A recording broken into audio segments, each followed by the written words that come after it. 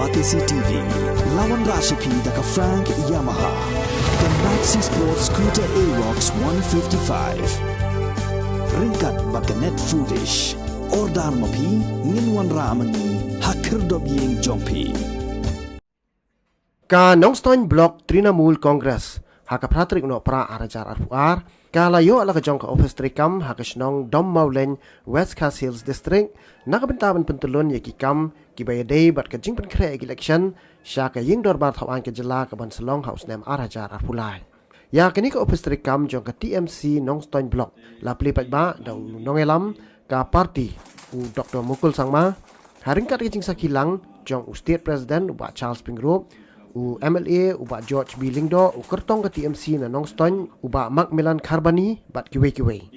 Hadian ke jing Plie ni ke Ophis Treikam la pelong pat saya ke jing ilang pat ba hapo kamadan Snong Ti Sao. And James sir, our Vice President, and this we intend that this office should serve people of Nongstoiñ constituency.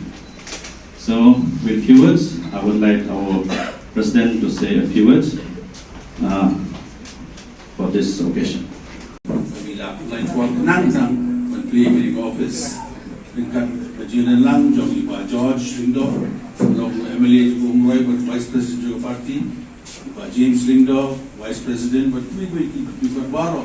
Naru, jadi kita nomor sepadan kapor, ini mendasmi ini dokumen cipone, bahkan ini sini kan sangat jujur bang, parti ayo play di office, bertumai office Treikam, untuk all the people Congress Nongstoiñ Blok, apa kejengalan untuk Presiden Blok, baik iba Macmillan Kharbani, tinggi aku play Dr. Mukul Sangma, ilawan berplay ketika ye. Ailah dingi, buku parti, penstangi ke kamu mengintrain dan kebendakan yang bilang kesalahan, jom Nongstoiñ juga, Nongstoiñ ini